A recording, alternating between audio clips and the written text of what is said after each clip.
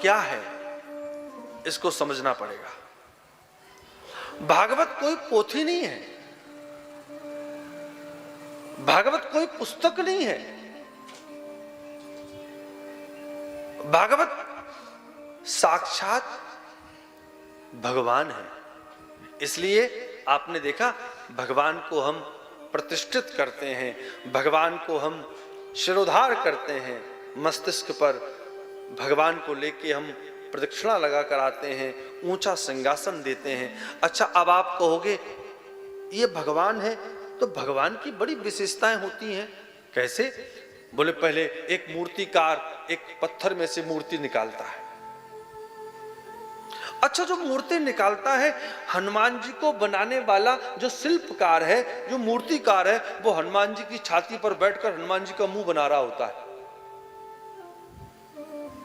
अब आप कहोगे हनुमान जी की छाती पर बैठकर, पेट पर बैठकर हनुमान जी का मुंह बना रहा है?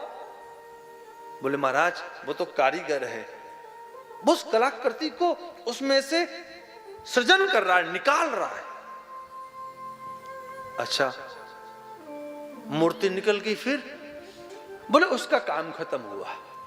अब मूर्ति जो बाबूजी थे वो लेकर आए, उन्होंने श्रेष्ठ आचार्य जी से कहा भैया हम मूर्ति लेकर आए हैं, हनुमान जी की मूर्ति है, मां दुर्गा की मूर्ति है, शिव परिवार है, शिवरात्रि आने वाली है, तो मुझे प्रतिष्ठा करानी है। अब श्रेष्ठ जब आचार्य आए हैं तो उस मूर्ति की पूजा हुई, सारी विधि संपन्न हुई, आचार्यों के द्वारा मंत्र जाप हुआ, प्रतिष्ठा हुई, अभिमंत्रित हुआ, बढ़िया पोशाक धारण कराई गई और बढ़िया जयकारे लगे, भंडारा हुआ। और वो हनुमान जी की मूर्ति जो कारीगर जिसने बनाया था वो एक दिन आया तो देखा मंदिर में जय जयकार लग रही थी। उसने सोचा इस मूर्ति को तो मैंने बनाया था। बोले भाई मूर्ति तुझने बनाई थी, प्रतिष्ठा आचार्य जी ने कराई थी, भक्तों ने भगवान मान लिया, सबकी मुराद पूरे होने लगी। बोलो जय श्री कृष्ण। सबकी मनोकामना पूरी होने लगी। इसका मतलब भागवत भगवान को हमने बुलाया है, भगवान आए हैं। अब भगवान आएंगे और भगवान के आने के बाद हमारा जो टॉप फ्लोर है वो टेंशन में हो जाए कि महाराज भगवान आए हैं। अरे नॉर्मल साहब दामाद आ जाए ना तो हालत खराब हो जाती है। हाँ, घर का दामाद आ जाए ना दूर का, जीजा जी आए, जीजा जी आए, जीजा जी आए महाराज, शटर गिर जाए, दुकान बंद हो जाए, घर बंद हो जाए, जीजा जी आए। इसका मतलब है कि हमने भगवान को जुबान से भगवान कहा है, हृदय से भगवान कहा होता तो हमारा ऊपर का जो फ्लोर है उसमें गर्मी नहीं आती, उसमें ताजगी आती। क्योंकि जो राम का है वो सभी के काम का है। बोलो जय श्री कृष्ण। और जो राम का नहीं है वो किसी के काम का नहीं है। कहने का अभिप्राय, भगवान आए, अरुण भैया के हाथ से, भाभी जी के हाथ से प्रतिष्ठा हुई, ब्राह्मणों ने मंत्रोच्चार कराए, प्रतिष्ठा हो गई। जहां पर अनुसंधान किया जाए उस क्रिया का नाम अनुष्ठान है। अनुसंधान का मतलब है जब सामने वाला अनुसंधान करता है वहां से अनुष्ठान की उत्पत्ति होती है।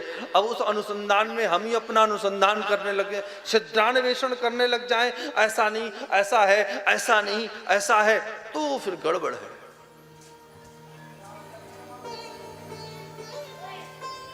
भागवत में मात्र 4 शब्द हैं, आप लोगों को पता है। पहला भा, दूसरा गा, तीसरा वा, चौथा त।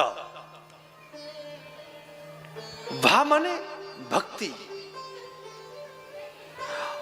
और व्याकरण की दृष्टि से देखोगे तो भा दीप्त अर्थ में होता है। भा माने कहते हैं प्रकाश,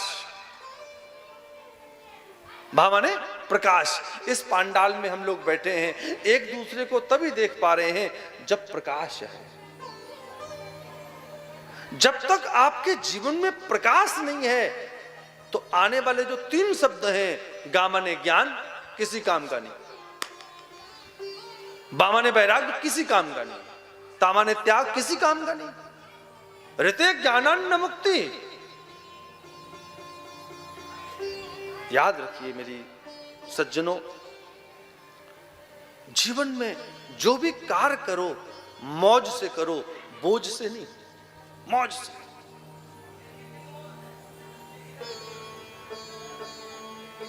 श्री राम जी से ज्यादा जीवन में संघर्ष किसी के आया? भगवान श्री कृष्ण से ज्यादा किसी के जीवन में संघर्ष आया? एक भी फोटो भगवान की बता दो उदास वाली हो, है? नहीं देखी होगी नहीं।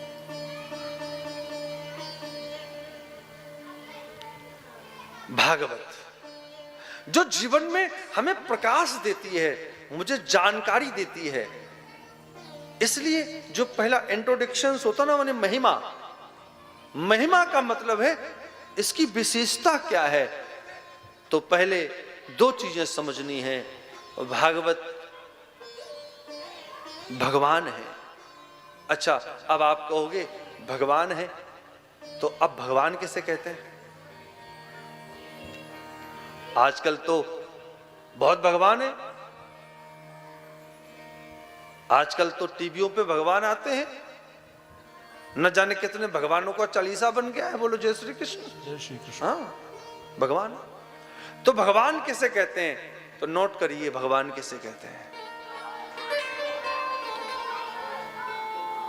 भगवान कहते हैं जिसके पास 6 प्रकार का भग होता है, और जिसके पास 6 प्रकार का भग नहीं है वो भगवान नहीं है। कि ऐश्वर्यस्य समग्रस्य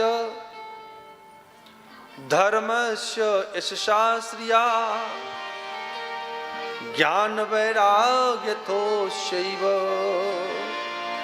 शरणां भग इति रणः। भगवान उसे कहते हैं ऐश्वर्य, जिनके पास ऐश्वर्य हो, समग्र हो। देखो, ऐश्वर्य भी हो और पचाने की क्षमता भी हो।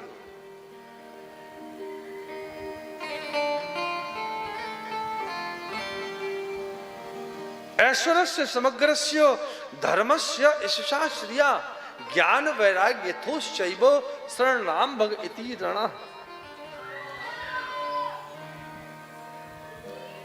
भागवत में प्रवेश करने से पूर्व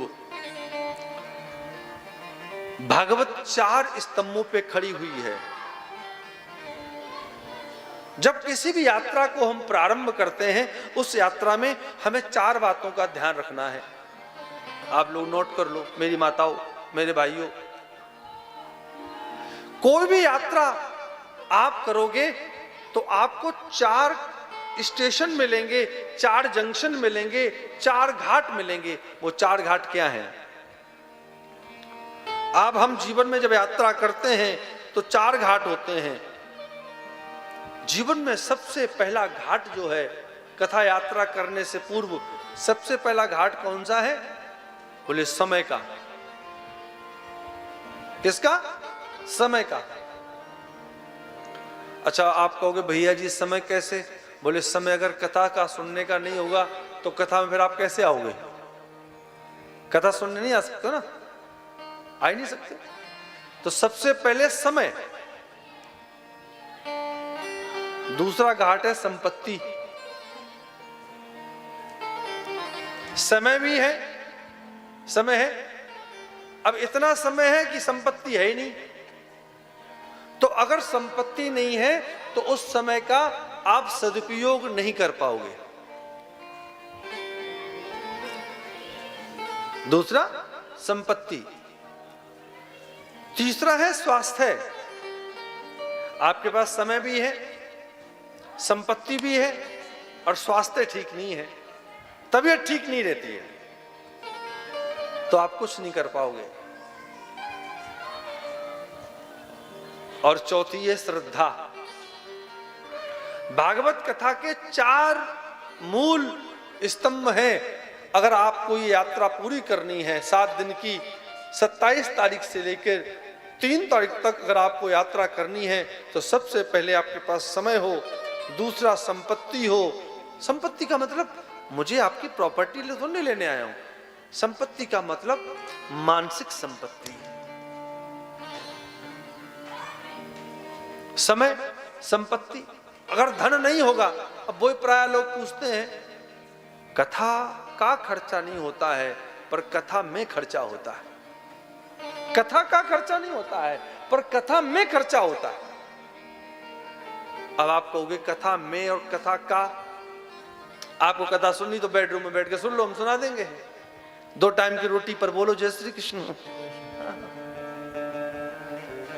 लेकिन आपको सब तक प्रसाद पहुंचाना है, सब तक प्रसाद पहुंचाना है तो भैया पांडाल भी लगेगा, माइक भी लगेंगे, सुंदर विप्रगण भी आएंगे, संगीत भाई बंधु भी आएंगे, मेरी माता भाई बहन सब आएंगे, सब व्यवस्था भी होगी।